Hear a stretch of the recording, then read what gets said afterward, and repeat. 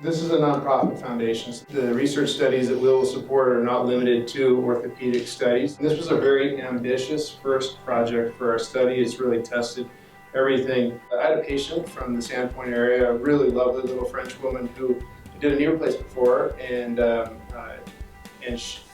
surgery went well, but her recovery was complicated by probably the worst reaction to narcotics I'd ever seen. Unbelievably, a year later, she came back and asked me to do her other knee. But she said, I don't want to take any narcotics or pain medication, but I have this done. And I kind of thought at the time, there's just no way I can't do that. This was, now we talk about, narcotic-free knee surgery like everybody's doing it, but then I'd never heard of it before. So I turned to some of my colleagues who were sitting at the table here, asked them if they knew any way or had any thoughts about how to do a surgery like that without any narcotic medication. And,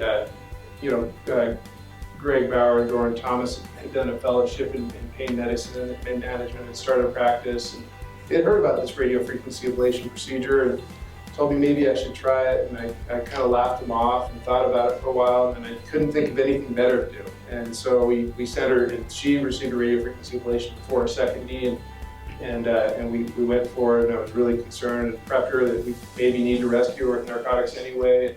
She took Tylenol in the recovery room, and then she never took anything stronger than that during her entire recovery period. The way these things work is they create a vibration that heats the tissue around them, so the radio frequency heats the tissue like a microwave. But what turns out when they circulate water around that bone, which is a neat little trick, it helps create a larger zone. So it doesn't get as hot right in the core, but the heat gets spread out. And the nervous tissue is more sensitive to the thermal injury than the surrounding tissue, so you can get a bigger footprint. We tested there. We had to get a variety of tests that we did before they had any sort of treatment, and then we also collected data about their pain and function after they'd had the ablation, but before they had surgery, the pre-op point. And then while they were an inpatient at the hospital, we tabulated from their medical records all their narcotic usage. We got daily pain scores and length of stay data. And 1 week post-op, the researchers all called the patients and checked on their pain scores, found out how much narcotics. They were all sent home with diaries. They reported how many pain pills they take, when they stop.